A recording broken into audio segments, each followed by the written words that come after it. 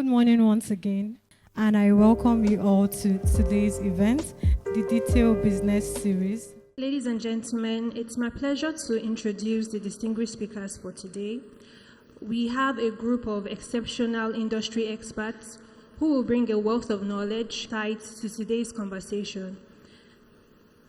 The first speaker I'll be introducing is the Honorable Commissioner, Lagos State Ministry of Energy and Mineral Resources, Honorable Biodun Ogunleye. Before assuming office, he was the Chief Executive Officer, Power Cap Limited, an energy sector-focused consulting service provider serving privates to diagnose, design, develop, commercialize, and manage multi-stakeholder projects in various states in Nigeria. He has over 20 years of management experience in the multi-varied areas of energy and utilities, project corporate finance, public-private partnerships, information management, process analysis and re-engineering, startups, contract project management, change management, investment management, business process outsourcing, and strategic management in various challenging environments, in addition to 11 years' experience in the financial and consulting services industry. Honorable Biodun possesses extensive expertise across the electricity, contributed significantly to the growth of the energy sector in Nigeria, in the country. Ladies and gentlemen, a round of applause for Honorable Biodun Ogunleye. Thank you very much. So the next speaker I'll be introducing is Mr. Dafe Akpeneye, the Commissioner Legal, Licensing and Compliance, NEC. He leads the Legal, Licensing and Compliance divisions at NEC. In his role, he is primarily responsible for issuing licenses to all participants in the Nigerian electricity supply industry, enforcing the provisions of the Electricity Act, and resolving industry complaints and disputes. Dafe Akpeneye graduated from the Obafemi Awolowo University with a Bachelor of One and was admitted to the Nigerian Bar in 2003. He worked briefly with the firm of Jude Iwe and Co. before proceeding to join Ibrahim, Yakub and Co. in Lokoja for the National Youth Service Corps program. He joined Ajumogioba and Okeke upon his return to Lagos in 2004, where he worked with joined the Nigerian member firm of PricewaterhouseCoopers Global Network of Firms in December 2005. He led the regulatory services practice at PwC Nigeria and was also the general counsel of the firm in Anglophone West Africa until his resignation on 31st January 2017 to take on the role at NERC following his nomination by President Buhari in July 2016 and subsequent confirmation by the Senate in January 2017. He is a member of the Nigerian Bar Association, Chartered Institute of Taxation of Nigeria, and Chartered Institute of Arbitrators UK. Ladies and gentlemen, a round of applause for Mr. Dafe Akpeneye. Thank you very much. Panel, we have Mr. Dean Solebo. He is the co-CEO and CFO Electron Energy. Mr. Dean Solebo co-leads Electron Energy, focusing on group strategy and finance. Formerly, he was an executive at Owando PLC and a consultant on energy infrastructure projects to institutional investors and international development Africa. Prior to that, Dean spent over 10 years in investment banking, spanning Goldman Sachs, EY, Rothschild, and West LBAG. He obtained his MBA from Yale University and his BSc from the American University. Ladies and gentlemen, a round of applause for Mr. Dean Solebo.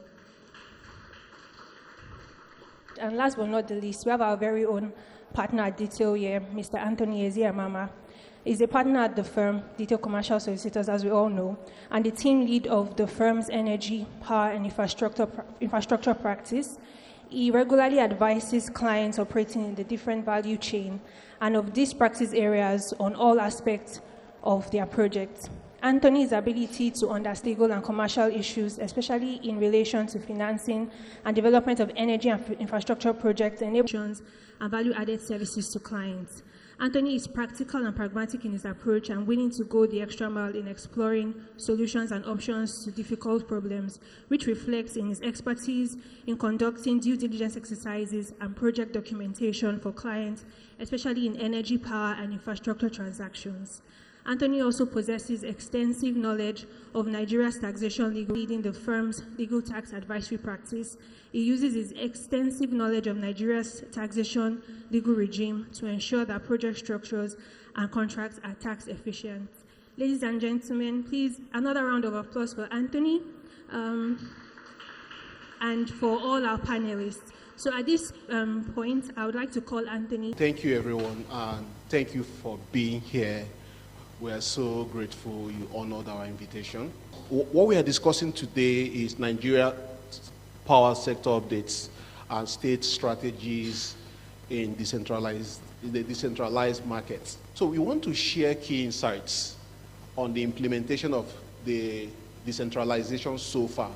Where are we, and how does that affect all of us here? Definitely it's going to impact on you one way or the other, depending on which side you sit. Are you sitting on the policy side? Are you sitting on the investment side? Are you sitting on the customer side? Whichever place you sit, the Nigerian electricity sector decentralization will definitely impact on you. And this is what we want to share today, just to see where we are and then have robust conversations with the seasoned panelists who are going to share their thoughts on these issues. Okay, so the starting point will be to talk about what has happened so far in terms of decentralization, how we got here. And there have been chains of events that occurred that we are now where we are today. So in terms of the transition process, we all know that prior to June, I would say prior to March 2023, the Nigerian power sector has the semblance of a centralized structure, such that the federal government is controlling almost the entire value chain. If you look at the constitution at that time, even though the constitution specifically empowered the states to be in charge of distribution. If you look at the Constitution of 1999, you will see that it confers on the federal government transmission, generation, distribution is not there. But the federal government, applying the principle of covering the field, have assumed total control of the entire value chain, and they have regulated upon that for a long period of time. The Constitution's 1999, prior to the amendment, said that the states are going to regulate areas not covered by the national grid, basically off-grid area. I know that some scholars have challenged that constitutional principle, but in order to remove any barrier which the states were facing in relation to the control of their destiny, the Constitution was amended in March 2023. And what that amendment did is to lift that barrier, to remove the barrier on limiting states' ability to regulate electricity matters within their territory. So that was done in March 2023. After that, in June 2023, when the new administration came on board, the president, in his wisdom, signed the Electricity Act 2023. And part of what that law has done is to give flesh to the decentralization structure. This is how the electricity sector will be decentralized. Clear mandates on what the state should be doing and what the federal government will retain. And can we go to the next slide? So, okay, thank you. Where's forward?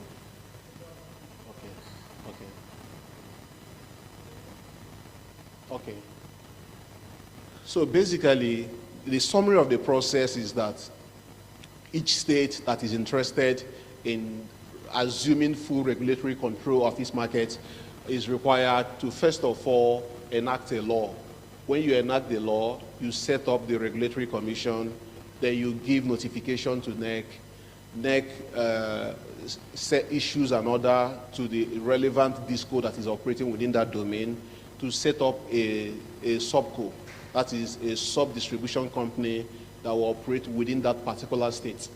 And many states so far has gone ahead to assume full regulatory control.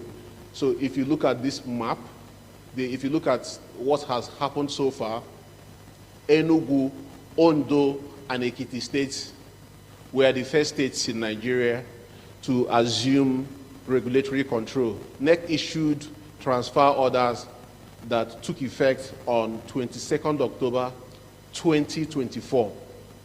The next was Imo State. Imo State assumed regulatory control sometime on 31st March 2024. This is followed by Oyo State, 5th February 2025. Edo State, 20th February 2025. Kogi State, 12th March 2025. Lagos State, we thought Lagos would be the first, but Lagos waited for the others to go first. And Lagos was on 4th June 2025. Ogun State, 23rd June 2025. Niger State, 9th July 2025. The latest is Plateau State. Plateau State assumed control on 12th September 2025. Abia State is due to assume control sometime on 24th December 2025. Then on 3rd February next year, Nasarawa State will then assume regulatory control. So so in terms of map, everything I've said here is shown here. You can see Nasarawa State in blue color is yet to fully complete the decentralization process. Same for Abia State.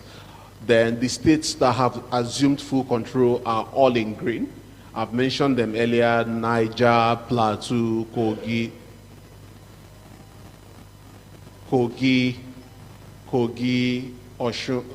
Ekiti, Ondo, Ogun, Lagos. The other states, many of them for now have not taken steps, and some are in the process. I'm aware that a lot of states in Nigeria today, like I'm aware of Anambra, Rivers, Kano, amongst them, Kaduna, are all also preparing steps to assume full regulatory control. So this is what the map looks like today in Nigeria. Okay. Once I finish the presentation, I'm happy to take your questions before we move to the panel discussion. So another key event that happened in relation to decentralization is there is a need for NEC to shape how this decentralization will work in terms of what are the discos going to transfer to these sub-discos that will be set up in the respective states. NEC had a series of consultations with different stakeholders and came up with a delineation order. That delineation order is basically talking about what assets of each disco that will be transferred to the subcos that are created in the respective states. And so if you look at that order, it talks about how the assets will be shared, liabilities will be allocated, loans and advances, as well as legacy contracts in which the mother disco or the holdco have entered into with different third parties. This is not clear. Okay, so I want to now drill down. As I said, some states has already assumed full regulatory control. And what are these states doing today? So I we tried as much as possible to just talk about what the states are doing individually. And let's start with Enugu State. The Enugu State Electricity Regulatory Commission issued interim licenses. Interim license, it was granted to Main Power Electricity Distribution Company and Fedicor Limited for electricity distribution and generation operations, respectively, within the state. So, following that, the commission also issued a 5 megawatts electricity generation license to Tempo Energy Solutions in relation to a gas-powered power plant to be constructed in the state. And most recently, Enugu State's Electricity Regulatory Commission issued Nigeria's first electricity retail license to Fit Facility Management Limited. And I need to provide more clarity on what a retail license is. So if you look at currently what is happening in the federal level, we used to have TCN. TCN was responsible for system operations, market operations, and wire operations. That's technical service, what's it called again? Transmission service provider. The person that provides the wire, the infrastructure, in addition to the transmission infrastructure. Now, starting with the Electricity Act is contemplating a structure whereby at the distribution level, the DISCO is further broken down into an entity that will be responsible for wire operations, operate the infrastructure, and the entity that will be responsible for the commercial and collection operations. That is called the retail licensee. The federal level calls it, the Electricity Act calls it the supply licensee. And this is already being played out in many jurisdictions outside Nigeria. And you see instances whereby in a country, for example, of course, you have one DISCO serving the entire state, for example, but you have multiple retail licensees who offer different level of services. Some offer better services than the others. So the ones that are more efficient, you can decide to say, I'm no longer doing with ABCD Retail Limited. I want to go and do going forward, I want to subscribe to XYZ Retail Limited. So Enugu State is the first state in Nigeria to have issued a retail license. Now coming to Lagos State, also most recently, the Lagos State government, through the Lagos State Electricity Regulatory Commission, issued distribution licenses to Excel Distribution Company Limited and IE Energy Lagos Limited. Excel Distribution Company Limited is basically going to assume the responsibilities which EcoDisco was undertaking before now, while IE Energy Lagos Limited will assume the responsibilities Ikeja Electric was before now assuming. Also, Lagos State has the Lagos State Electricity Regulatory Commission has issued lots of regulations and guidelines, orders that will determine how the Lagos State electricity market will be governed and operated. And one that stood out is the order which they issued, an order for all pre-existing regulatory instruments which has been put in place by both NEC, NEMSA, amongst them. That order is basically saying that all those orders, regulations, instruments will continue to govern and regulate electricity activities within the state, pending when the state issues its own orders. So that means that as of today, we do not have Lagos State mini-grid regulations. So if you want to conduct your activities in that space, what will happen is that you take the national mini-grid regulations, with such modifications that are aligned to Lagos State. So references to NEC in that regulation will then become to Lagos State Electricity Regulatory Commission. So that's it for Lagos State. There are, of course, there are also many legal instruments which the Lagos State Electricity Regulatory Commission has issued. Then coming down to Kogi State. Kogi State issued a distribution license to Kogi Electricity Distribution Limited. This is a subco set up by Abuja Disco to operate specifically within Kogi State. The state also passed regulations for Imo State electricity market operations. So several regulations were passed by the state. One on captive generation, another one on customer service standard and license application regulations. Then for Ogun State as at today is yet to set up its Ministry of Power.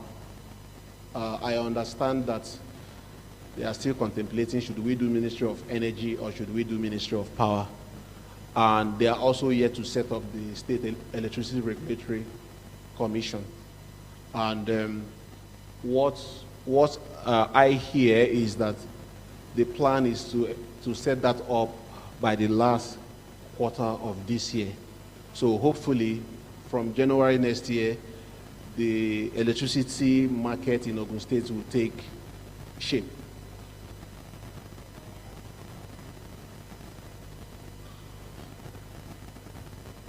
Next slide, please. So what we have here is to show you the Lagos State electricity market structure, how the market will operate in view of the decentralization. So the state has, so what the state is contemplating or thinking about is that we have the subco, that is the Excel and what is IE. We have them. They will contract with embedded generators who will supply them power. That power is then pushed to the distribution network across the states. There is also, the power will also come from the national grid. I believe the holding companies will be responsible in relation to the sale of power from the national grid to the respective subcos they have in the states. And then the electricity will be sold to metered customers. If you look at the state law, the law says that all customers in the state must be metered. And speaking with the commissioner, who we are also going to have the privilege of hearing from very soon, he has mentioned that the intention is that the state will be very aggressive in pursuing that 100% metering. Then the monies collected will go into dedicated market accounts. Some investors have spoken to have been scratching their head. If we invest on this embedded generator, how are we going to guarantee our payment in relation to this dedicated market account? Next slide. So I just then want to talk about how the monies will flow. So you recall on the last slide, customers make payments. That payment goes into the dedicated market account. Then we have the Lagos State Independent System Operator, which is made up of the Lagos State Market Operator and the Lagos State Network Operator. Yes. So they will be responsible in administering market settlement. And the way it has been envisioned, when all these monies come, as well as from large customers, which the current law will call eligible customers, payments will be made to the sub-disco and franchisees, made to the disco, of course, for the power injected from the national grid. paid to the Lagos State Transmission Company, as well as on Gencos. Investors, I think we'll have to have more conversation around how to protect your investment in case you want to provide financing to any embedded generation project in the state. Now, this is what Enugu State, on their own part, has envisioned on how their state electricity market will look like.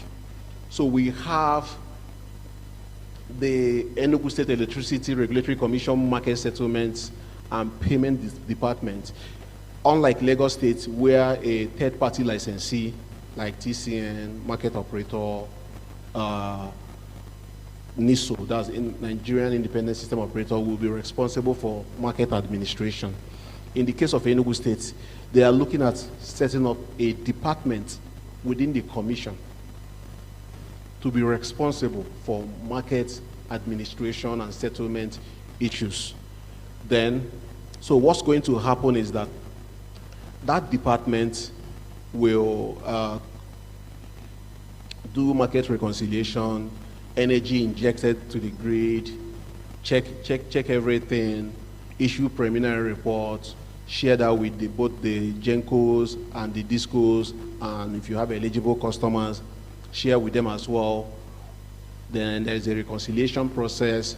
After that reconciliation process, the selling licensees, who are the Gencos in the state, as well as that department, we then issue invoice to the distribution companies and the electricity buyers. Then those entities paying licensees are then required to provide both letter of credit and make payments to the selling licensees and the department for market administration cost. Next slide. Okay, now we want to talk about the innovations we have seen with decentralization so far. Of course, with the decentralization so far, so pleased to welcome the Honorable Commissioner, Lagos State Ministry of Energy and Mineral Resources, Mr. Biodun Ogunleye. Thank you for coming around, sir.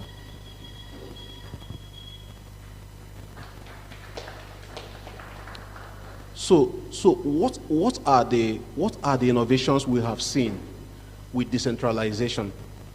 Of course, one unique one we see, which you will not find at the federal level, is the issuance of integrated utility license. If you look at most state laws, there are provisions for issuance of integrated utility license. And basically what that license means is that you find somebody who has license to conduct both generation and distribution activities. Unlike before, whereby the person will be required, first of all, you get a generation license, you create another company who will obtain distribution license, the Genco is paying regulatory fees, has compliance headaches to deal with. Then you also have the Disco also doing almost the same thing the Genco is doing. So the states, in their wisdom, in most states, have created for integrated utility license, one license, using one stone to kill two birds. So that's one great innovation we have seen. Of course, the Enugu State example we gave, where the state has issued the first retail license, basically segmenting distribution into two parts: commercial collection on one hand and wire operations on the other hand. That is the first of its kind in Nigeria today. Then, in the case of Lagos State introduced one innovation in the law, which is called regulatory sandbox provision. Sandbox provision. Basically, what that means is that if you feel you have a model which does not sit within the applicable regulatory framework, you can come to the regulator, which is the Lagos State Electricity Regulatory Commission, and get a blessing for that your model. We've working here, there have been times we tried to create a model for our clients, and we found out that model is either not embedded generation or not this or not that. And when we send it to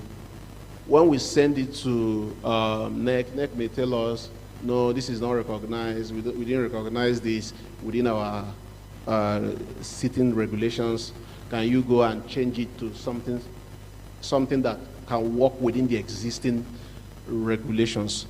So Lagos State has created a unique one. Come with your idea, come with your innovation, sit down with us, and you can receive regulatory blessing.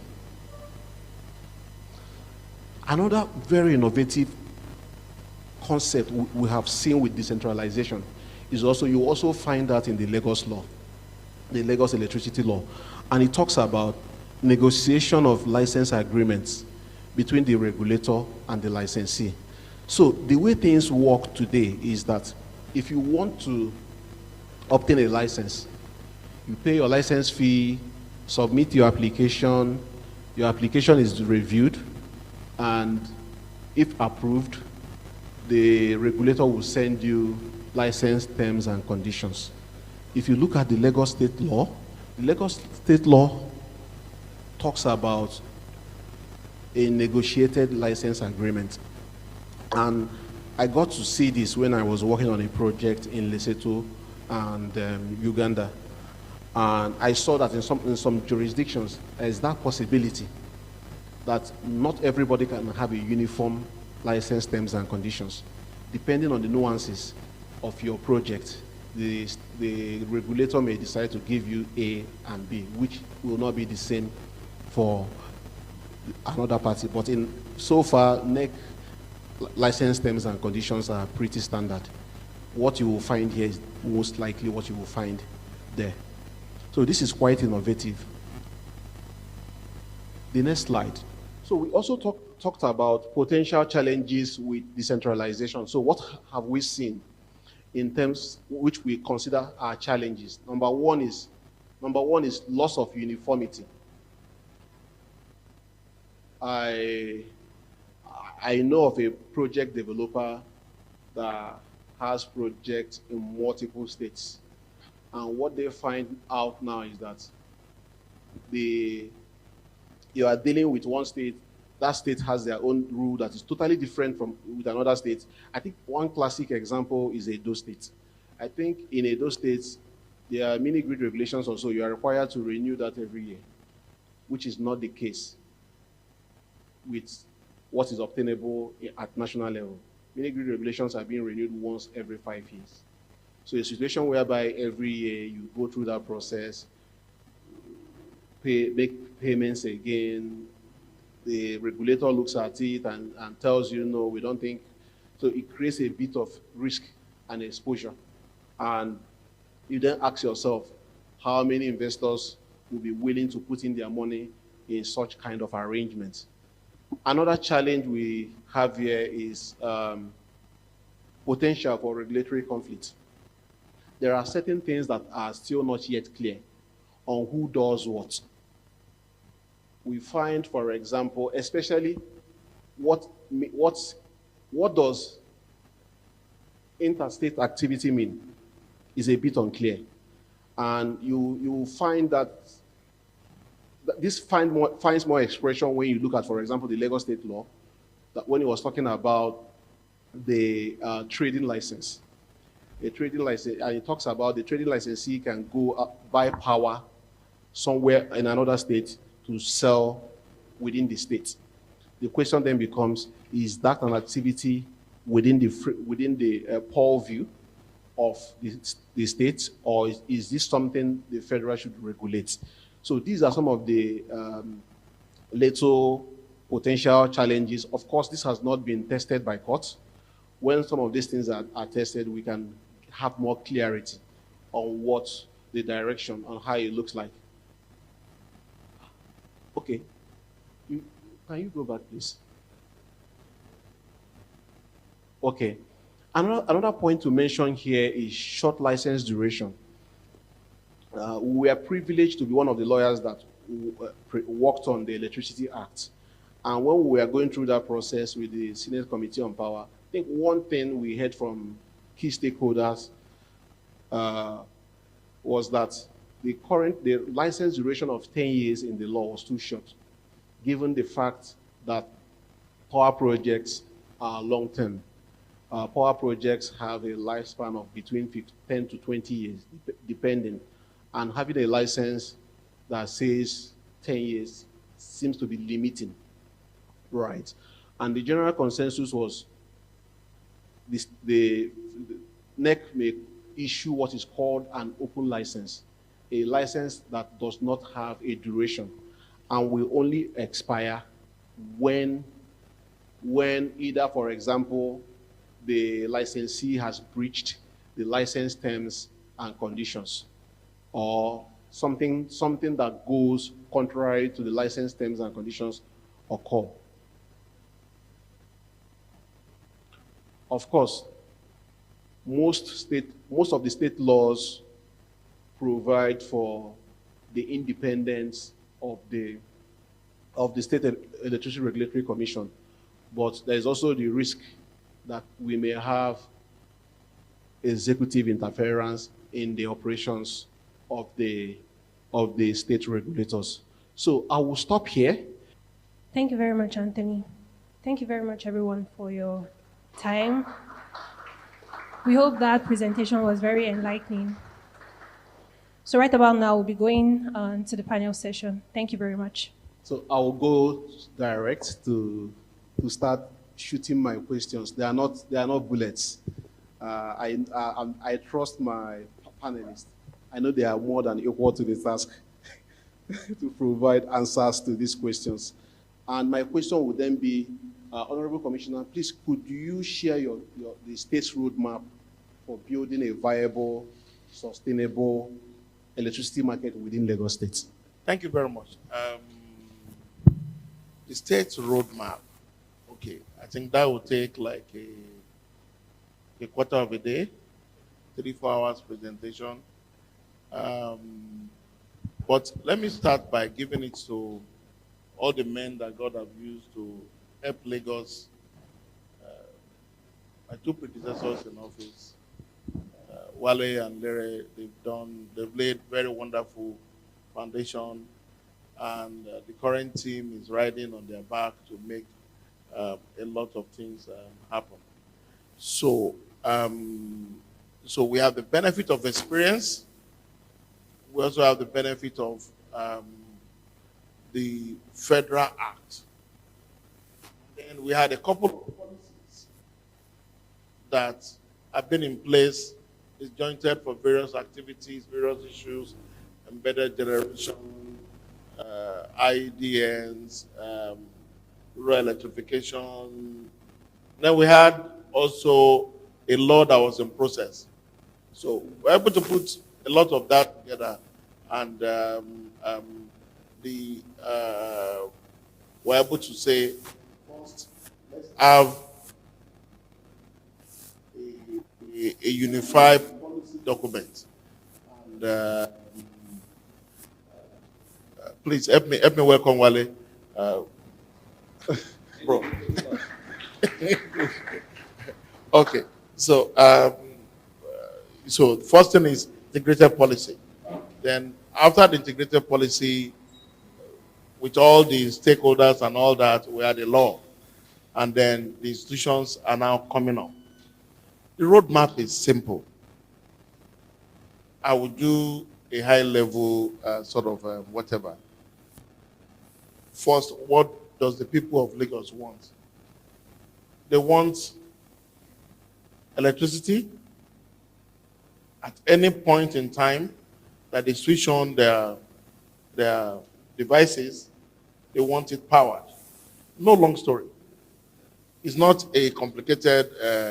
The people of Lagos, demands are very simple. What does the government of Lagos want? Current GDP projection says that we are, as a federation, we are 3 to 4%. That means Lagos must try to grow at between 7 and 10% because there are tons of places across this nation that are not as productive as Lagos currently is. So we need to carry those burdens. So for me, 7 to 10% is what Lagos will be targeting. And what is growth without energy infrastructure? So the first thing is we need to build infrastructures. So consciously, you will hear us talk about energy hubs. You will hear us talk about a Lagos grid. Our energy hubs are locations where Lagos has set aside for energy business. We are currently trying to give out about 10 to 15 of them to various people that are willing to do between generation and manufacturing or servicing of this and that. And flowing immediately from creating that base is the need for Lagos to have its own generation base, so that we can even be able to start breaking the national total national collapse storyline. So if Lagos can, and we set an ambitious target over the next 5 years, and we get 3 gigawatts embedded within Lagos. I know someone will tell me Igmi is already there, 1,000 something, maybe half of the target is met. No, we want new facilities, and we don't want them to be as massive as Igmi. We want small facilities all over the city that can ensure that segments of the city remain powered 24/7. Then the big elephant in the room, the discos. We believe the same way that the MTNs of this world initially step into the business owning everything, plus call center to retail outlets to recharge outfit and all that. I think somewhere along the line, they experimented with recharge card distribution. And they saw that, man, a lot of stress is taken off also. And we are making more money. They move out of it. They experimented with, instead of doing it physical distribution, it became more e-distribution platforms were introduced. They are completely out of marketing and retailing activity today. So we believe with time, we will understand each other. And we believe with time, upon all of us gaining a firm understanding of where we are supposed to be going, they will restructure their business. And then more players will come in marketing, in retailing, in trading. Lagos has more provision for more market participants. We are not just trying to break it down so that we believe when we push ourselves a little bit more. The next few days, more announcements will come.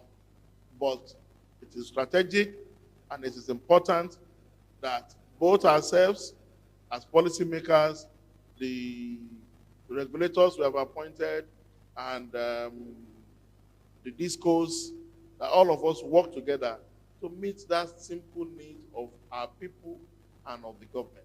I think I've outlined the plan. Thank you so much, Honorable Commissioner. The mission is simple. We want power. Anyhow, we are going to do it to be able to power the states and set much greater GDP than the national, what is currently being told us. So my next question will go to Dean. I don't know whether Dafe have joined. Okay. So my next question will go to I'm Dean. here.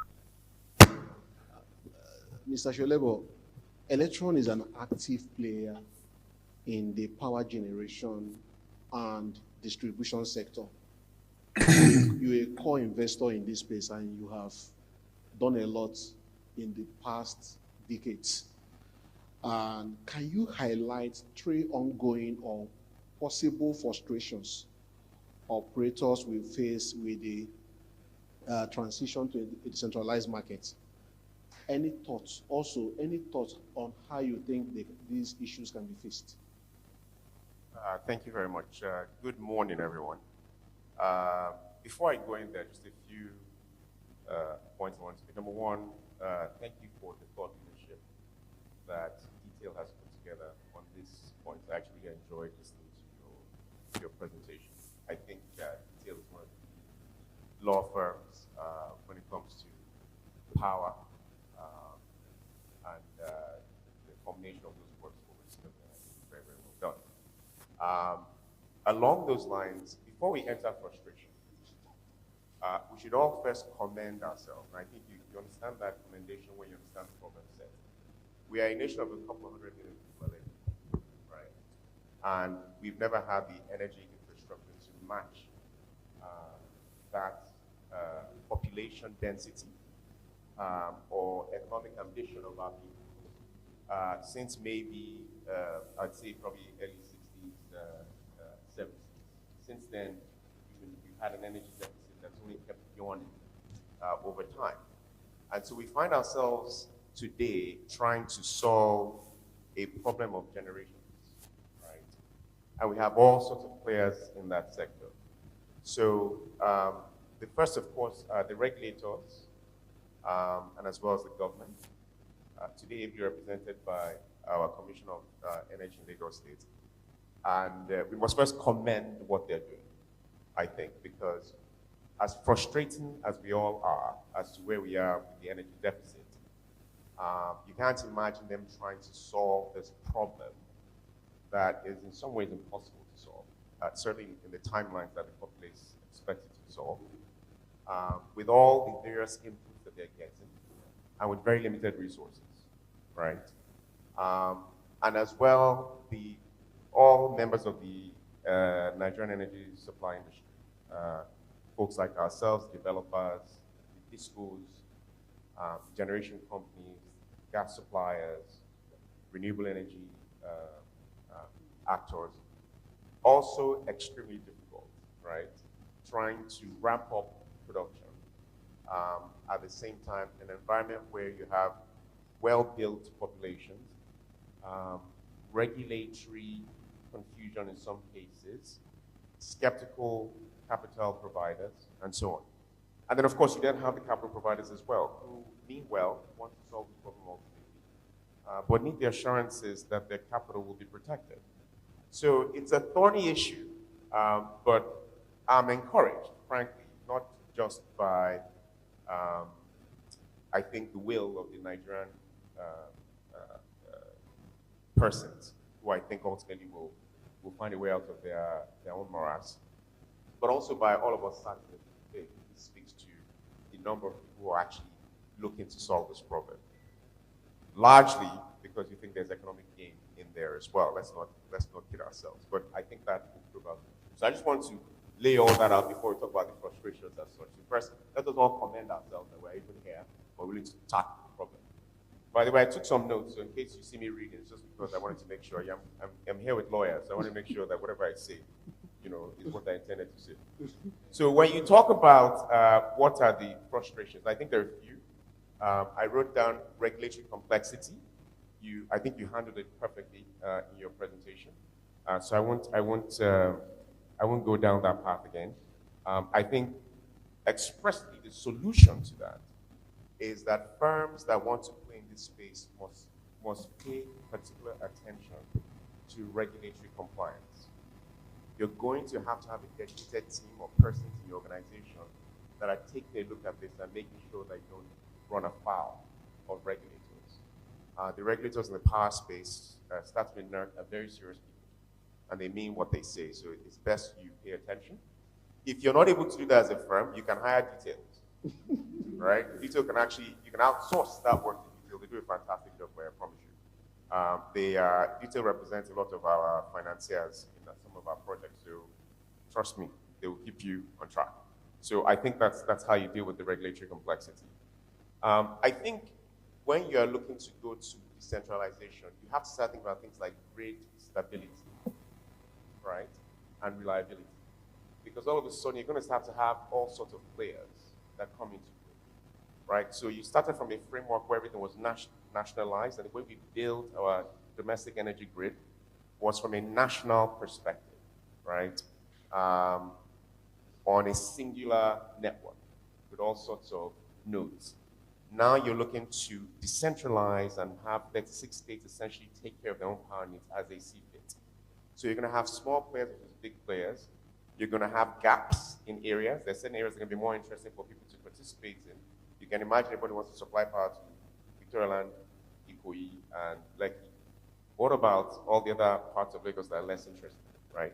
Perhaps because we worry about what they're willing to pay or how their willingness to pay.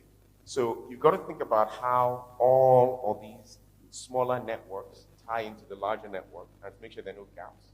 And to make sure that in the point where they're tying in, you have redundancies created so that you just don't have outages that are causing you issues.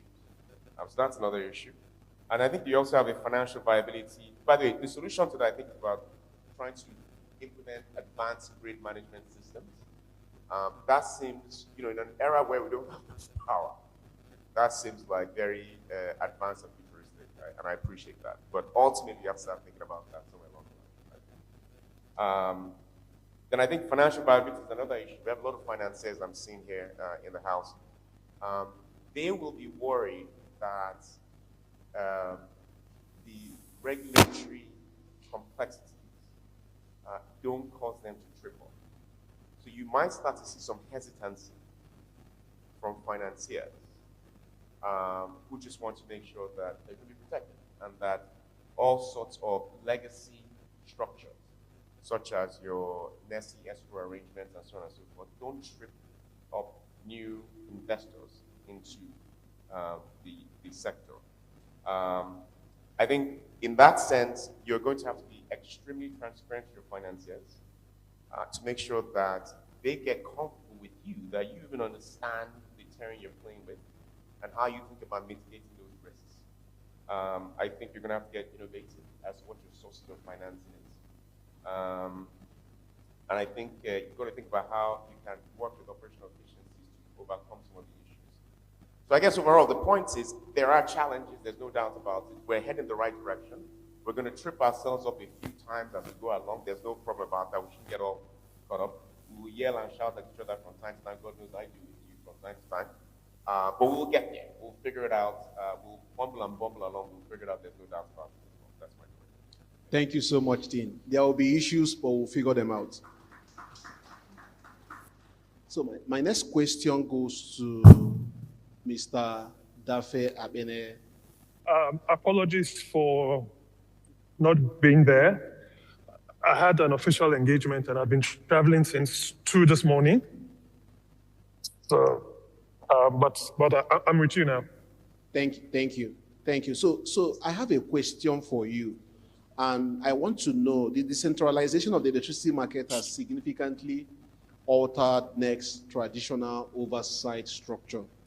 How is NEC redefining its regulatory approach to coexist with state-level regulators to avoid regulatory overlaps?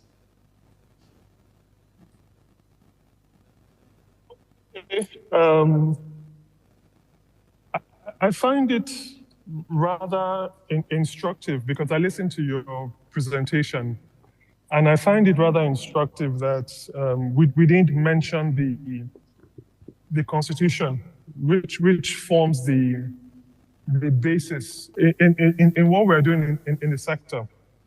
So the provision of electricity in Nigeria is governed by the concurrent list, which bifurcates responsibilities between the federal and states. And what the federal can do is clearly stated, and what the states can do is clearly stated. So the federal government is responsible for development of the national grid, interstate activities, and definition of standards and implementation of standards, and defining roles for people who can work in the sector. Whilst the states have jurisdiction over the development of electricity markets within their states, within their respective jurisdictions. So Nigeria is the only, we find ourselves in a unique position where we are the only jurisdiction that I'm aware of that has decentralized a centralized system. And it's going to come with its own unique challenges. But if we all work together as a team, we all believe that these challenges are surmountable. So the issue is, as a regulatory commission, NEC has been doing this exactly with 20 years at the end of the month in this October. And we were instrumental to the conceptualization of the Electricity Act, which we started in 2017. And we are the #1 supporter of that piece of legislation. So our role today is to ensure that everything works. And you would notice that once things got started, we ensure that once you've met the requirements of the EA for orderly transfer, we grant that transfer. The instruments are being granted for you to transfer, right?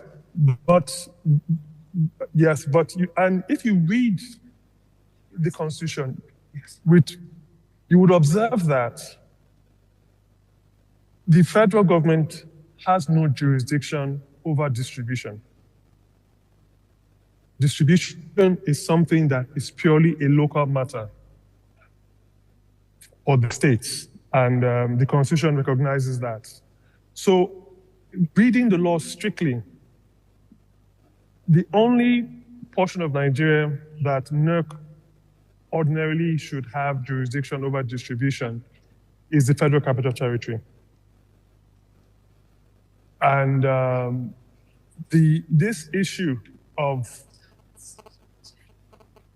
transfers being done piecemeal creates a challenge, right? Because the ideal thing that we would have preferred with the passage of the EA, there was a specific go live date where all the states assume immediate responsibility for their electricity markets. But as a commission, we recognize where the law stands, and we are working with the parties to ensure that there's 100% compliance with the law. And the expectations of NERC under the EA and the Constitution are being met with dispatch and without delay. Thank you so much, Mr. Ene.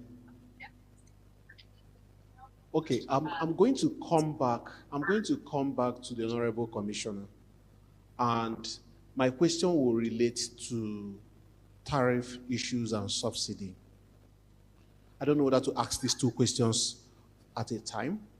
I'll ask the two questions, and Honorable Commissioner, please elect the ones you can answer immediately. So the first question will be the Electricity Act, and the Electricity Act has made it very clear that states now have the right to regulate the electricity tariff. Distribution companies and consumers would like to know how Lagos State's approach to electricity tariff will look like. Will Lagos State continue to apply the NEC multi-year tariff order? And if yes, for how long? That's the first question. Then the second question would be, given that the electricity subsidy has largely been borne by the federal government, how does Lagos State intend to approach issues of subsidy under its own electricity market? Will the state will the state maintain, remove, or redesign the subsidy structure to ensure affordability and cost recovery? Okay. Thank you for giving me the liberty to choose which one to answer and which one not to answer. I didn't hear that. I removed the word first. So I'll take the liberty. But I'll answer all your questions because the state has been very clear, even in our policy document. We, based on our own analysis, we can't see a sustainable path for subsidizing electricity. So you will notice that the state is going for an ambitious blend in its projection of generation base. In addition to that, an event is taking place about this time, and that is Enugu Electricity Regulatory Commission is currently reviewing the protest on the tariff arrived at by the operating company in that state, and it's a very interesting development. I'm sorry to say, one of the things people don't like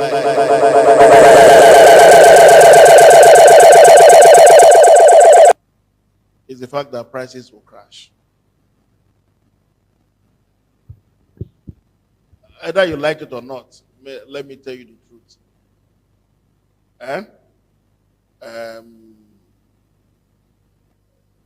Prices will crash. And over time, when we start doing proper trading, prices will crash further. To ensure that we have cheaper prices in Lagos, Lagos is doing quite a lot of things.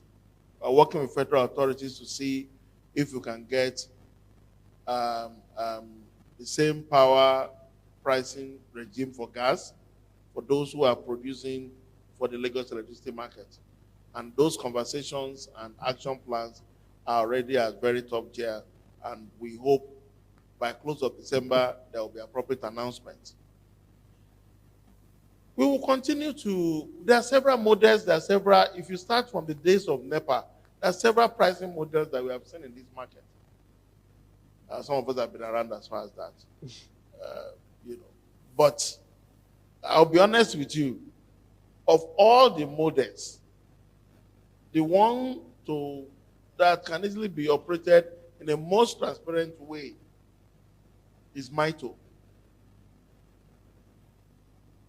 And if all parties to the conversation can be honest, and at this stage of our growth, we will be able to have boxes within that MITO framework that sector players can manage their business expectation, both financing, both setup capital. Everybody can be sustainable within that framework. And we, based on, we just didn't jump into these things. Mr. Celebo, he insisted that we need to answer a couple of questions. Is investment not flowing into this? What is the true position of the true cost profile of this business? And then, so how are people surviving as of today? So you see us release gen studies, you see us release studies around pricing around whatever, the optics and the direction is very clear. The earlier all of us embrace the fact that the dial has shifted, it's a new day, and the better for all of us. And we want economic growth, and we want to be competitive. Yeah, I know somebody will come at me and say, Gabon, price of electricity is this. You also tell me that in Ghana, unit price is this. In that, unit price is that. But please go back to your livability index and go back to the purchasing power of your currency before you bring up all those numbers. So that when we are comparing likes with likes, so we may have to rebase and do a couple of things before we can start itching things up in that direction. And once you do that, a couple of other pricing too will go up. So let me focus on the issues here. MITO, we believe, is the direction to go. We'll continue to maintain MITO. The biggest part of this conversation is subsidy. I'm not going to comment on camera too much about subsidy. But you hear that 4 trillion program has just been put out there. And I hear from somebody that my great discos are not benefiting from it. 4 trillion. They said they have removed their own subsidy by doing short remittance and this and that and that and that. So, why don't we just clean out these books and ensure that we have markets that clears on agreed dates? You have sold 10 billion or 10 trillion naira, whatever figure you have sold. Everybody's contribution based on MITO is clear. And everybody gets their portion of it, and we move on to the next trading cycle. That is the only way to solve that problem. I remember my governor saying, he asked 3 questions. He asked a couple of questions, the ones I can remember. Number 1, what is my total revenue? What is the revenue of the market? So you want to sink me in how many months will your subsidy, and before we say that, in about 100 and something months, if we don't pay, the balance sheet of Lagos and its credibility will be on the table. So we cannot go on that path. But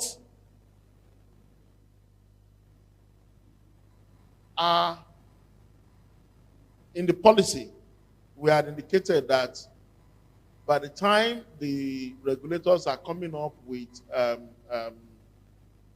the pricing, they need to take care of the vulnerable people, the various class of people, and public infrastructures that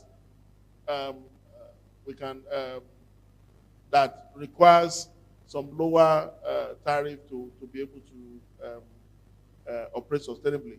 So I believe when we get to that point, they will do the needful and ensure that they align with the policy, and we're able to make this living in the city sustainable for all class of people. Thank you so much, Honorable Commissioner. So my takeaway is we are not going to have subsidy, but for vulnerable people, we may consider something that works. Thank you, Honorable Commissioner.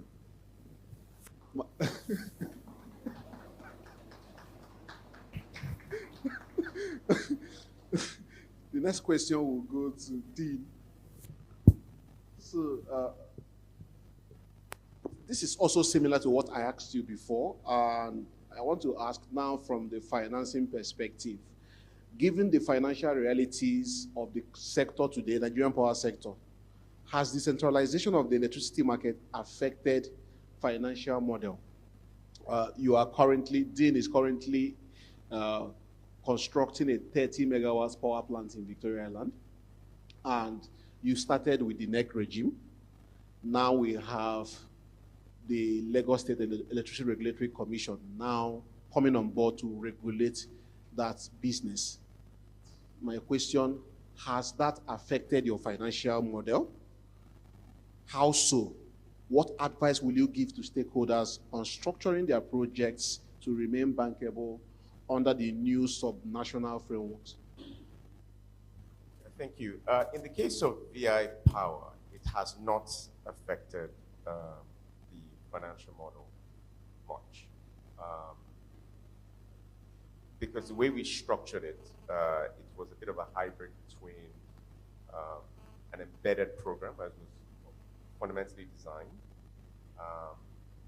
and willing buyer, willing seller. So VI Power, I think, is a hybrid project, but I actually think it is the blueprint for those types of power plants going forward. So the backdrop of that is that we actually think that the way to overcome a lot of our issues in the power sector in Nigeria is effectively to put somewhere between 20 to 60 megawatt power plants in major city centers across the country, especially those where you can get fuel easily to those power plants, ideally gas, right?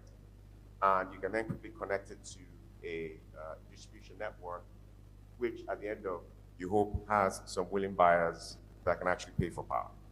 And I think that probably holds for most major cities in Nigeria. And I think that we could easily power 50 cities across the nation with that blueprint. So in that construct, the decentralized framework is the best thing that can happen. Because presumably that's exactly what state governments want. They want projects that can be fired up within 2 to 3 years.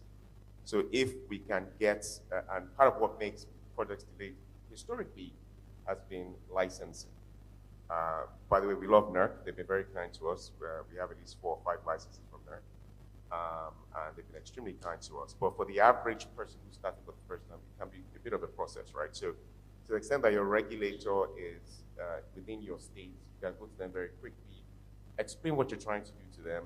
They are, of course, incentivized to help you get your projects up very quickly and should give you the licenses that you require. Hopefully, you can reach a financial decision, FID, within 6 months. You can go to financing within 6 months. These kinds of projects are not very, very difficult to finance. They're anywhere from $30 to $60 million all in, inclusive, by the way, or whatever distribution lines you have to create to make sure that the power you generate can get to the people who want to consume it end to end, right? But there are a few things you've got to keep in mind from a financial perspective. Because there is some form of alleged regulatory uncertainty, you've got to be very careful about capital structure. So if, there used to be this rule of thumb that said, if you want to do a project, you do 30% equity, 70% debt. I'm not sure that works in Nigeria. I think you probably need closer to 35, maybe 40% equity. And the reason is that you want equity to be able to cushion the regulatory uncertainty that might unfold. As I said, these are relatively new markets. Just listen to the commissioner and Mr. Akpene. You get the sense there's still a few things they're trying to figure out. And you could get caught in the middle. And what you don't want to be doing is servicing expensive debt while they figure that out. And your revenue model is, a bit dodgy. Trust me, I know that story. It's not a fun story.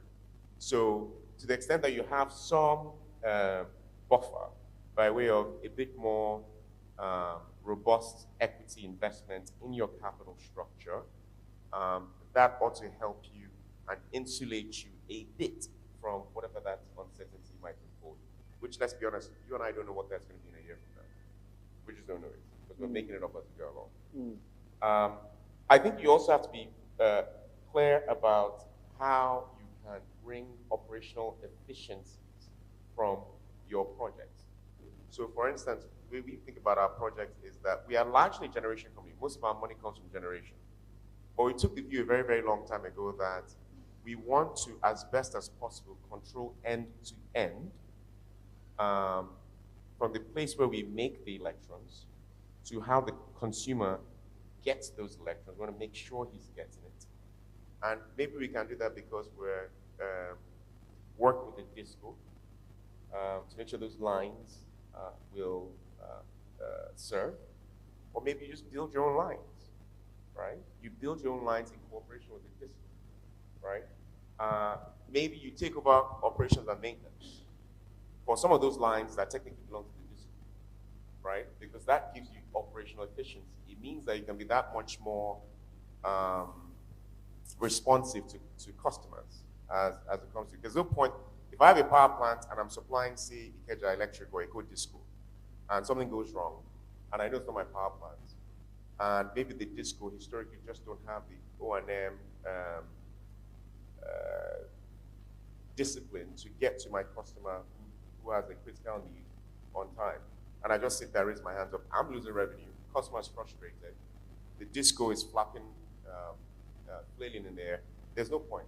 How about I just go and invest in some O&M capability so that I can ensure that I just, get past some of those types of issues. So I think you have to build some additional operational efficiencies. It will cost you more in the early days, but I promise you, it allows you to make sure that you can safeguard your revenue all the more. So that's how I think about this thing. And I think also you should think about new revenue streams that maybe help you along these lines. So, for instance, things like working with local discos and other power producers around O&M model, running things like power as a service for large-scale clients. We have one of our vendors in the room, AESL, that, for instance, runs power management systems or power management schemes for large telcos. Same can be done with banks and certain other type of big industries that have lots of locations in different places. So you've just I think about different types of revenue models that go beyond just being the electricity producer and or the distribution line that gets it to the customers, that help you, that buoy you up, give you a bit more sources of revenue, and maybe allow you to just skate some of the issues that might come along with this regulatory uncertainty. That's how we think about it. Thank you so much, Dean. You must think outside the box. Also come up with structures that also provide revenue, like O&M expertise. Thank you for that. So my next question will go to Mr. Apene. And this, we specifically couch this question because of what we have experienced speaking with key stakeholders in the electricity sector, especially the distribution companies. There's a bit of, like, say, struggle amongst them on how the delineation order is intended to work. And we'll be so grateful if you can break down the NEC delineation order down, break it down. How is the delineation expected to work? How should the DISCOs navigate the difficult regimes? And what do you foresee in that regard? Yes, I got your question. So I don't think the intention of this session is to go into technicalities, to have a technical session, right? Yes. But you need to bear in mind what I said. Nigeria is the only jurisdiction that I'm aware of that is decentralizing a centralized electricity market under the auspices of the Electricity Act. The Electricity Act says that the existing utility that has been licensed by NERC is going to be divvied up into component parts on geographic lines by states, right? In the design of our networks, we didn't design those networks along the geographic lines of states. We designed those networks along the lines of the national grid taking power to end-use customers, right? So we find ourselves in a position now that the EA says that once we're doing a transfer, the state is required, once the state has issued required notices, that disco that we had that operated across, take a disco like Ibadan. Ibadan has the largest network, going from the border of Lagos State all the way into Niger State. That disco would now have to be broken down and operate autonomously along state lines. So what the delineation order seeks to do is to create that autonomy for you to carve out the network and operations to be able to operate to serve Ogun with resources that you have invested in Ogun and with people that you have in Ogun State, whilst taking into cognizance that because you are part of a group, you're going to have a holding company that will be responsible for head office operations. So I take it your law firm has offices across different states in Nigeria. But things like your Microsoft Office subscription, your Zoom subscription that we are using for this meeting is single sourced by your head office in Lekki. So that is what the delineation order seeks to do, right? Taking into cognizance that you are going to operationalize on a state-by-state basis, but there are some core head office functions that will be performed by the group. That's all for efficiencies. Thank you. Thank you so much, Mr. Beneye. I have one more question for you, and I'm happy to take one question each for the panelists before I go to the audience. So the question is, as a big brother regulator that has currently overseen the Nigerian power sector for nearly 2 decades now, what lessons from NEC experience would you say are most critical for states that are now establishing their respective markets? Specifically, what institutional, regulatory, or stakeholder pitfalls should they be careful or avoid? Okay, before I answer that question, we do not see ourselves as the big brother regulator because NERC and the state regulators, we are pairs with our clear sphere of jurisdiction, right? And each person has his own sphere of jurisdiction. But the key learning points is, and I've said this several times before, that you must understand what regulation is. There are no heroes in regulation. A regulator who sets out to be a hero is going to have serious consequences because you find yourself playing to the gallery.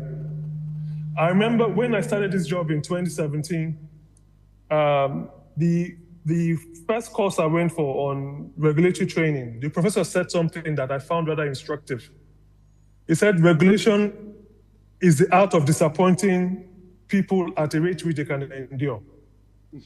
And you need to bear in mind clearly that as the regulator, you stand in the middle of contending interests.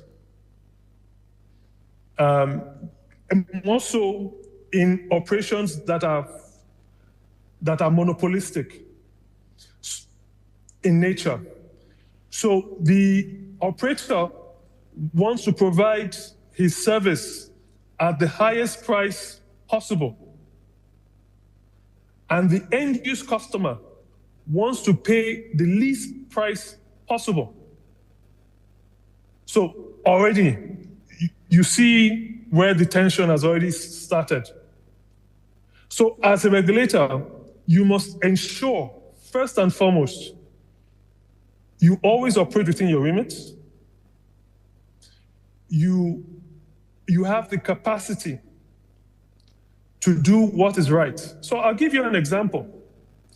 I listened to your opening, and you spoke about regulatory instruments that Lagos has done, right? That the first thing Lagos did was that they have Order 001 was to say the existing framework, regulations and things passed by NERC and blah, blah, blah, we are domesticating as if they are ours. Yes. What are you doing?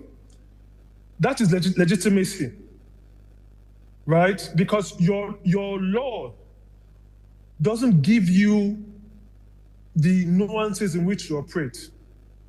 Your law sets the broad framework, right? So nobody is going to operate purely on the basis of his law. So if you haven't once the law is there, you need to put in place the regulatory instruments that enable you work. Your licensing, if you're issuing a license, under which licensing framework? You understand? If you're taking steps, what are your administrative steps? What are your business rules? Right? So those are the first orders that you put in place.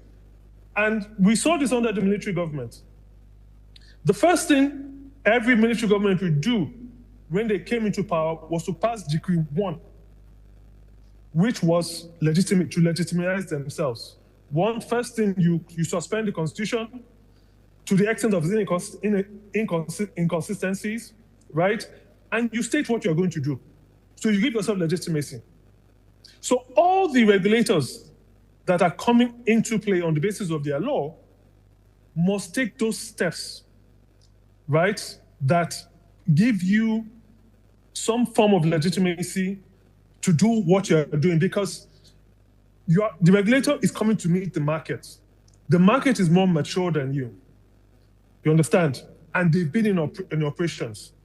So you need to take the required legal steps that give you the legitimacy to pretend over that market, right? And you take it from there, right? So appreciating your roles and appreciating the framework by which you exist, right? I heard my colleague, Commissioner Ogunleye talking, saying, the regulator must take into consideration the tariffs, in designing the tariffs, the tariff for vulnerable customers and things like that. Invariably, you said one, you are putting into place a framework that recognizes cross subsidies, and two, a framework that there must be a policy intervention that will give comfort to the likes of Mr. Dean Sholibor sitting next to you over there, that if I can't charge all these customers, I can't be made whole from all these customers, and I have a universal service obligation to serve all these customers, how am I going to get my money? So that is where the contentions will come from. And you will notice that if you're following the frameworks, India, that we copied these reforms for, did it phased. And they are just amending the Electricity Act today to ensure that you have cost-reflective tariff across all levels, which is what India is seeking to do today. So like I said, we're going to have to work together and really collaborate, because government exists for 2 reasons: the welfare and security of the people. That is it. That's the summary for which government exists. So whatever it is we are doing, either at federal level or state level, we must ensure that we are meeting the aspirations of Nigerians with regards to power. So the regulators coming on board should bear that in mind, that you've not been appointed to complain about a problem, but to take steps to fix that problem.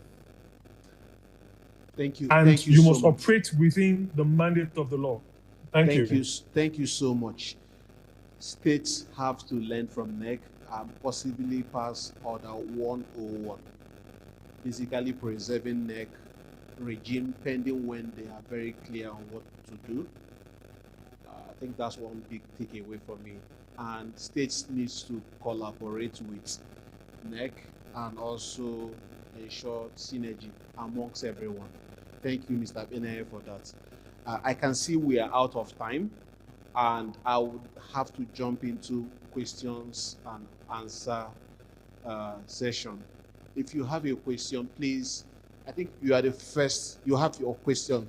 Please indicate who you are directing the question to, so we can, there should be one mic outside. Indicate who the question is directed to, so we can, please, come, please. Okay. Please, take it to me, please. Who was the first person? Thank you. The commissioner wants to leave very soon, so please, let's be very fast. On? If you can introduce yourself and entity you represent, and your question. Okay, I am Selvin Leo from Pavajana, Nigeria, Abekuta Limited. And we are running, we are constructing a power plant in Ogun State. Okay. So we shifted the plant from Ijora here, from Lagos, and we shifted the in Abekuta. Now, regarding the Ogun State, you specifically ask about this. Other than this particular plant, is there any other power plant proposed? Do you have any idea? So, sorry, can you take the question again?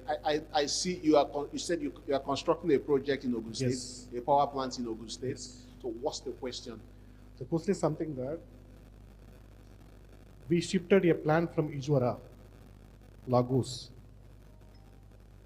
We already shifted the old plant. We shifted from here, moved to Abekuta, Ogun State.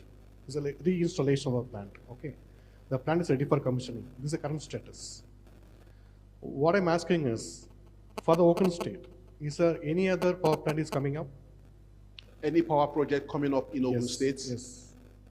Okay, so based on the presentation I made earlier to you, as at today, Ogun State is yet to set up their state's regulator. And even the Ministry of Power is also currently being yet to set up.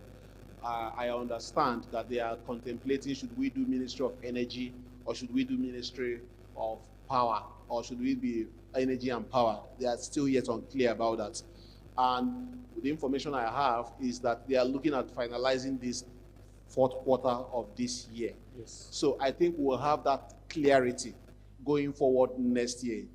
What I can do is that since you have a project there, I have someone senior in government who I can also give you the contact, so you can also reach out if you require any clarity, and they can also handhold you in the process. Thank you. Okay. Question? Okay. Sorry. Okay. Thank you. Honorable Commissioner, Mr. Dean Solevo, and Honorable Commissioner of NEC. My question is straightforward, and I'm sure something that you've heard a few times before. Lagos States have moved very fast. LASEPA is in place. You've licensed the sub-discos. But I was at a workshop with the Honorable Commissioner, I think earlier in the year. And one of the key issues there was separating the distribution from the retail. And I recall that one of the questions we asked at the time was, how is that going to be handled at the disco level? Because they control the distribution within the state, and they are still the principal retail arm.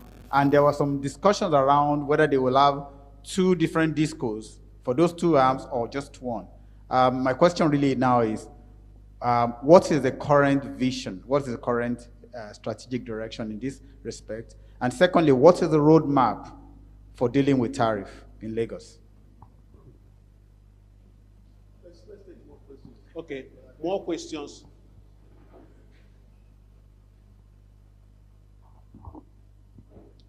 Good afternoon, everyone. Thank you so much. So my question is to Mr. Dafe. I want to ask, now that we have a decentralized electricity market in Nigeria, are we considering having regional grid?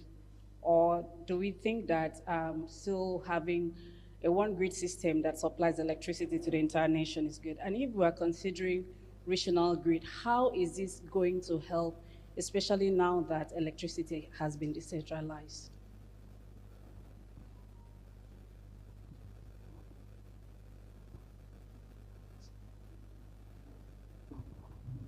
Good morning, everyone. Thanks for the session. My name is Boye Guardiola with Walter Smith.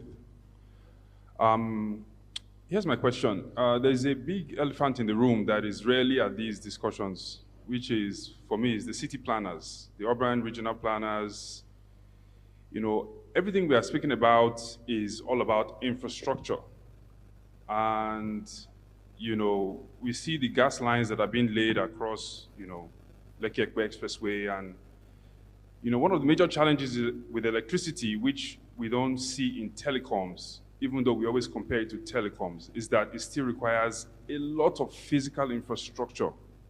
You have to dig roads and bury pipes and lay transmission lines. And I think most Nigerians, whenever it rains, when we lose power, it's an infrastructure problem. But I rarely see the planners, the city planners, you know, in the room when we have these discussions. So my question is actually for the Lagos State Commissioner. Is this a subject matter that is in discussion? Even if you're going to have decentralized power distribution, it's an infrastructure problem. You have to have, you know, right of way for power lines and things like that. It's a big deal. Even for the investors, you know, how are you going to distribute power if you cannot lay your lines? You know, where's the corridor? How are you going to, you know, even with the Lekki Ekpe Expressway, they have to destroy property. You know, it's such a big deal, and it's just, that's why I said it's the big elephant that is not in the room. Thank you. Sorry, just to answer that question before, I will also leave it to the commissioner to also share perspective. Lagos State, for example, has a ministry responsible for infrastructure maintenance. Last year, I've forgotten the full name.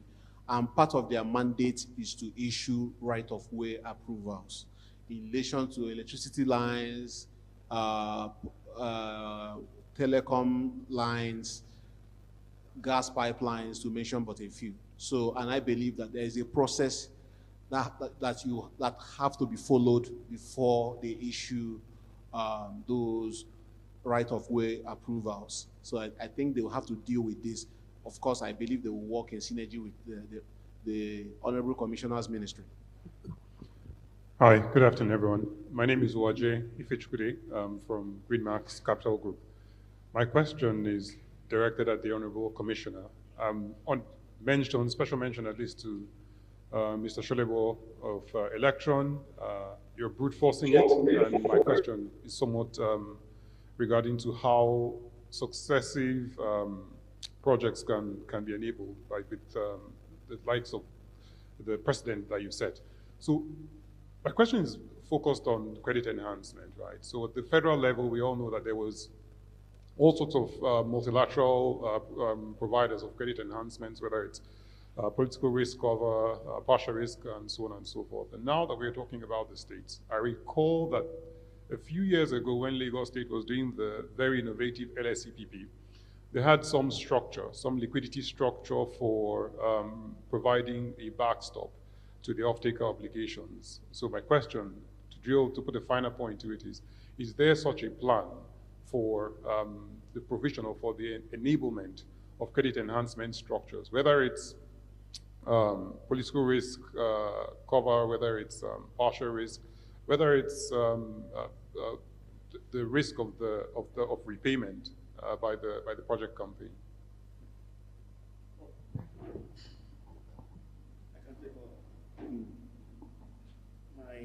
My apologies. I really need to run away. But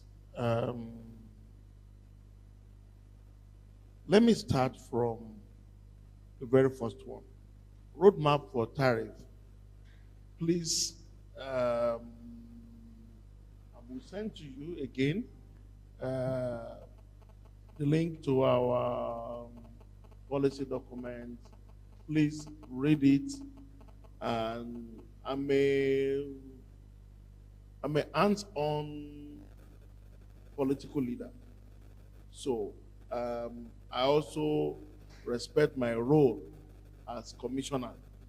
I'm not I'm not a technical commissioner like my friend Dafe. You know, he mistakenly called me colleagues. No, I'm a political commissioner. He's a technical commissioner. So I have a team of technical people that needs to make those policies happen. All right? And they are working around the clock to even understand how some of these constructs will happen. But God will help us to make it happen. That is, but the bottom line is this. MITO framework is what we are going to be working on. Contribution is the basis for MITO framework. And once you understand that in accounting, and that just solves the problem. So nobody should, everybody will be taken care of along the value chain. Now, the Lagos law is clear on the breakup of the discourse. Yes, step one has been done. We now know the companies that are operating within the state. But the law is clear on what step two is supposed to be. So how the regulators enforce step two and make it happen is another conversation. And you also need to allow your regulators to be independent and take their decisions. So we give them a lot of the room to make their mistakes and all that. So let's wait, and in a little while, they will come up with just a couple of issues, a couple of provisions in the law that they need to resolve. And the wisdom they need, God will help us to make it happen. Now, you see, the very first call I had this morning was with my urban development people. And you know what? If you truly analyze this city, a lot of three problems we have with infrastructure. A lot of the things we have to run with or we are surviving with are things that happen after thought. Except you go to the old layout of Ebute Meta, some part of Apapa, and even Ikoyi is bastardized. I will be honest with you.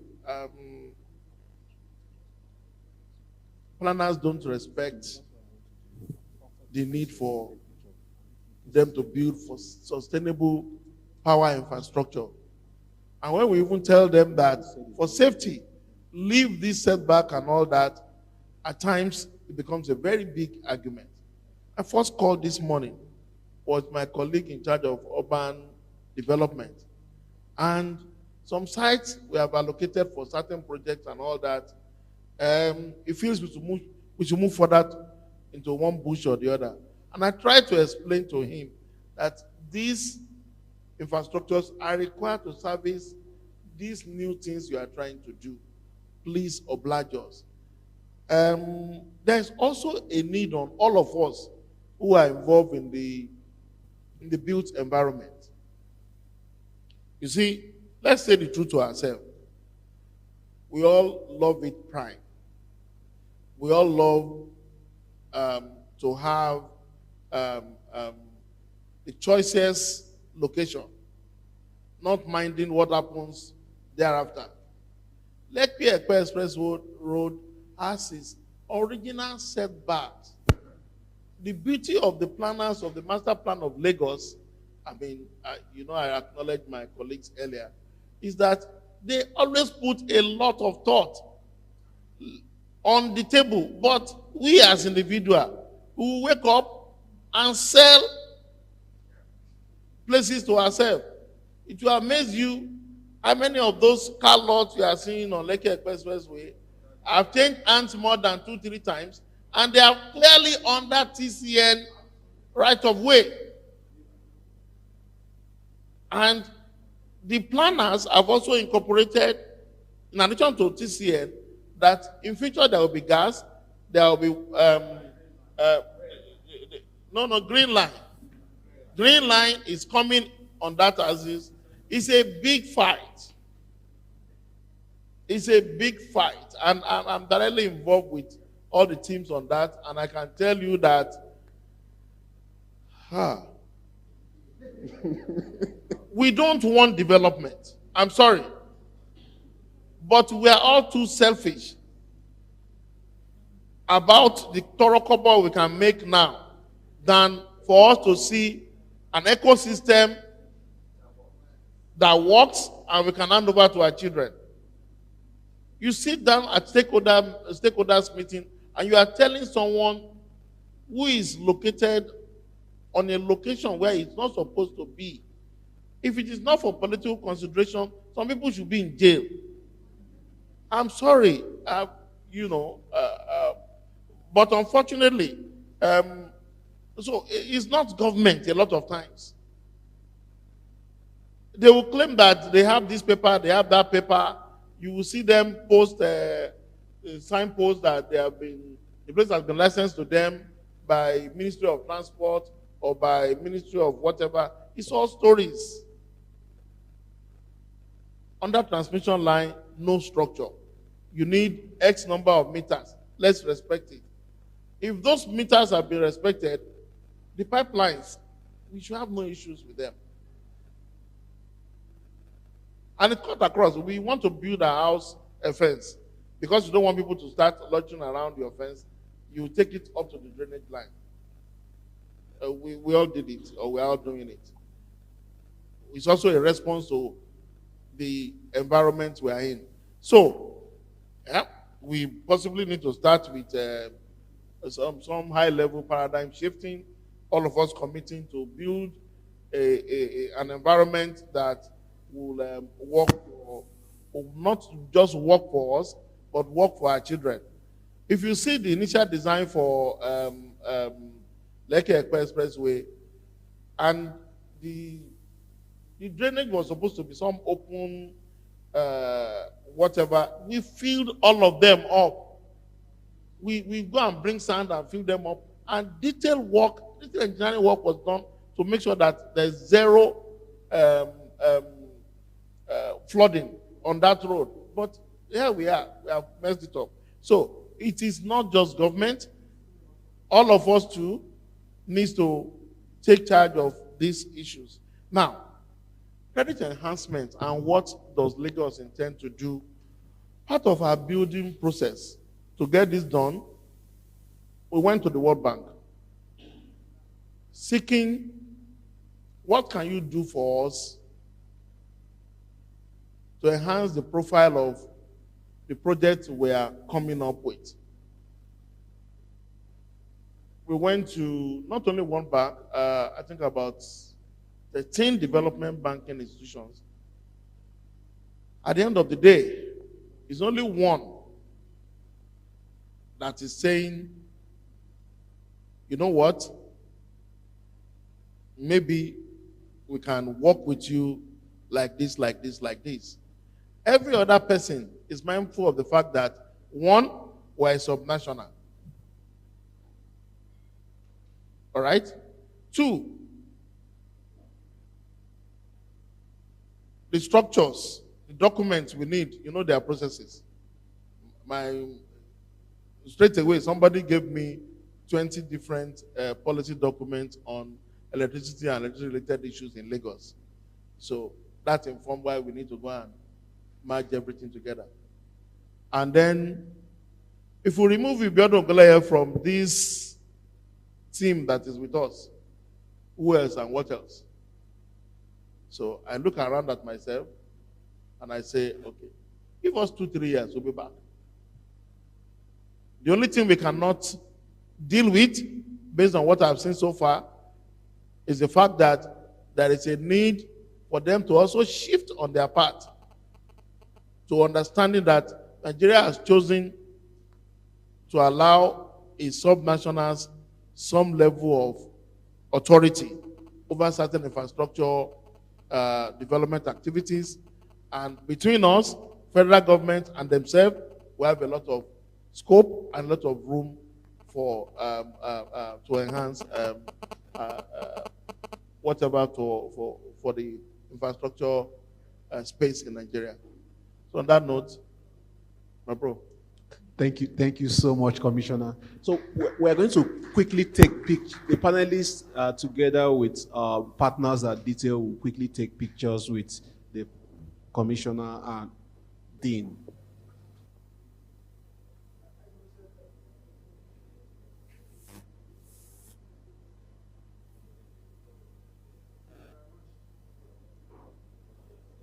Please, can you go ahead and ask the questions, please? Thank you very much to our panelists. We have a couple of questions from our online audience. One is from Albert Nganga, directed at Commissioner Akbeneye. It says, where does NEC oversight end for operating projects that are located in states that have achieved regulatory self-governance status? Cross-Boundary Energy has received requests for project info a couple of weeks ago for projects located in Enugu State and Oyo State. Would this be an ongoing exercise? The second question from the same person, has an official generation license handover process been instituted? Cross-Boundary Energy is a financier and developer of captive power plants. We have experienced mixed results navigating the handover regulatory oversight with some states. How does the federal government plan on addressing this matter? We have another question still directed at Commissioner Daffy. He says, from Paul Okun, he says, I came across the electricity policy of a particular state in Nigeria, which indicates the state's intention to license its own power generation company, one that is already licensed by NEC. Interestingly, the same state government also aspires to expand these generation assets to supply electricity to other states in the federation. Given the current market structure, can a generation company be simultaneously licensed by both the states and federal regulators? So I think we should give Mr. Akbeneye opportunity to answer the questions, because I think there are a lot. The first question was asked by Damilola, and that was around decentralization and whether we are going to have regional grids. Mr. Akbeneye, I don't know whether you got that question. That was a question directed to you around. I think all the questions are related. Okay. I took notes of the questions. One, there's the first question on regional grids, and the second question on the transfer of captive permits, and the third question on overlapping requirements, licensing requirements for GENCOs. Am I correct? Yes. Okay, so may I start? Please go ahead and answer them. Okay, let me start with the easiest one, or less contentious. The gentleman from Cross Boundary spoke about transfer of captive permits. And we've already licensed them. And they are receiving requests from the regulators in Enugu and one in the Southwest. I forgot the state. I personally signed a letter to Cross Boundary when we were doing the transfer. Captive permit operations are operations that are exclusively within the jurisdictional purview of the state. And NERC, once we have transferred regulatory oversight, we have no oversight over captive permits. So we wrote a letter to the licensee. We also wrote letters to the governors and the regulators as part of the transfer documents that these are the list of licensees or permit holders that fall within your jurisdiction, and they have been transferred to you. So captive permit holders, mini-grid permit holders fall within, on all fours, within the mandate of the states. So there's really no contention here.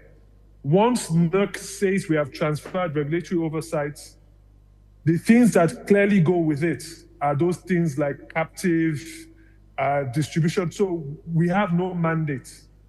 Once a regulator, the state, we've done the orderly transfer. And I'm fully aware that we wrote letters, and I clearly remember cross-boundary as one of those permit holders that we mentioned, and we also wrote to them. So that issue is clear. The second issue that was raised is the licensing of GENCOs already licensed by NERC by a state regulator. So the issue is that this is a constitutional matter, and any activity on the national grid is exclusively a NERC matter. So no state or state regulator has jurisdiction over a generator that is operating on 330 and 132 lines that feed into the national grid, right? So those licensing requirements are squarely within the ambit of NERC, right? And we should also bear in mind that we are going to have licensing from an operational standpoint and licensing from a transaction standpoint. So you will have scenarios whereby there are state operators that seek to import power from the national grid, right? So people who are importing from the national grid do not have to be licensed by NERC, but that transaction has to be approved by NERC. You understand?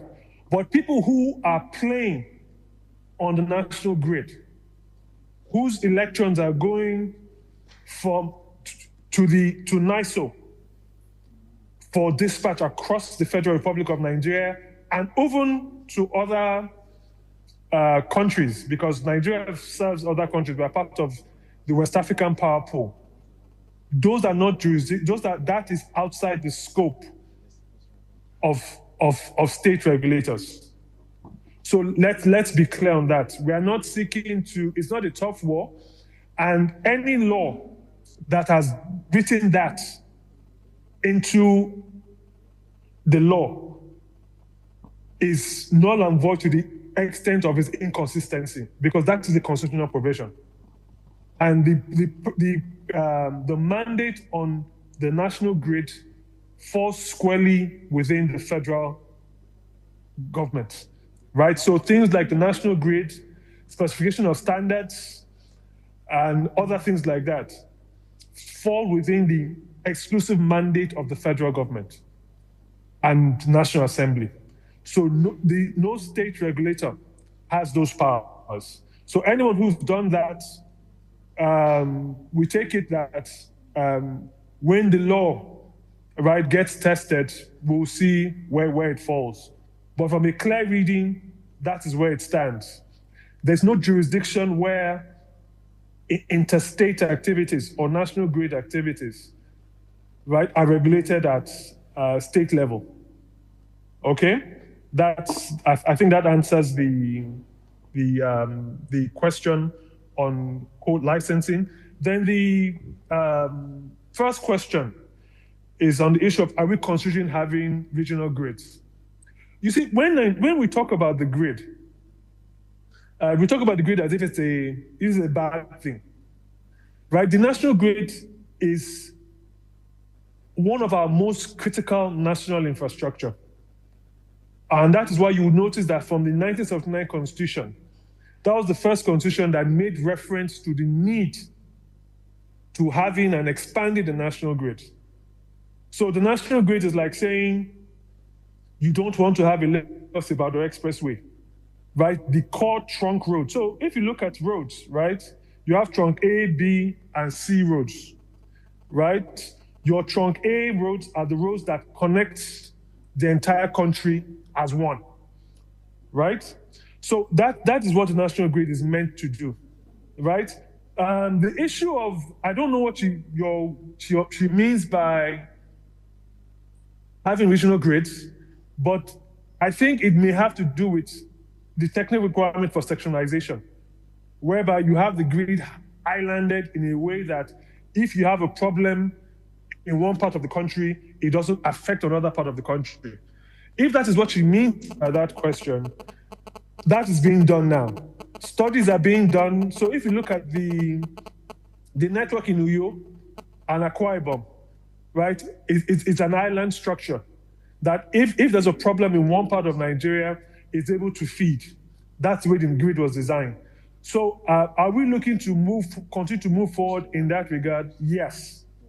But the issue of saying having regional grids, whereby you need 2 or 3 states coming together to form a regional structure, that is possible, right?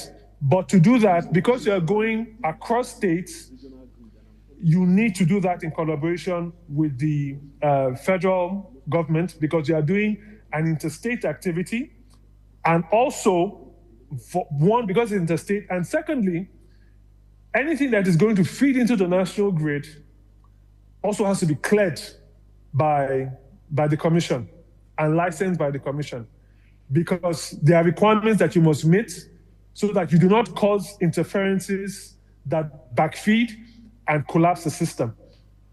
So that's the way it works.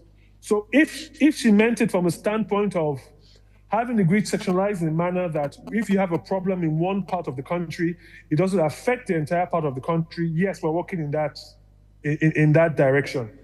But if you're looking at it from an ownership standpoint, and 2 or 3 states or 4 states coming together to have a grid, because of the way our constitution is designed, right? States only have responsibility for things that operate within their states. And if you're going to do any form of collaboration on interstate matters, you can do it, but you have to do it in collaboration and under the auspices of.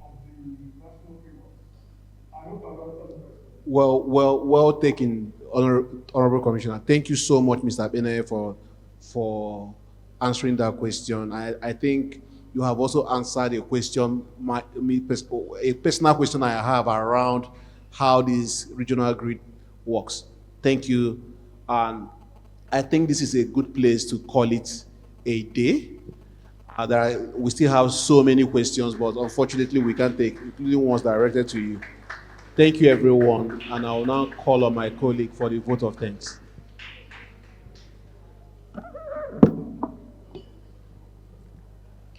Good afternoon, everyone.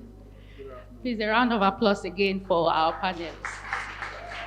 So, we want to say a very big thank you to each and every one of us for making our time to be at our Detailed Power Business Series this edition for this year. We'll say a very big thank you on behalf of partners, the management, and all of us at Detail. We say a very big thank you. Thank you to our panelists. Thank you for your insights and the clarity you provided to us today. I'm sure many of us have takeaways for our various businesses and companies as we leave here today. So thank you very much. And to our online guests, Thank you for staying till this very time. We appreciate your presence and do not take it for granted. Thank you very much. And just before our panelists return to their seats, I would like to invite one of our partners, Olaumi Alade, to the stage. Thank you very much. Please, a round of applause for her. Just a little token to show appreciation for Mr. Sholebo, please.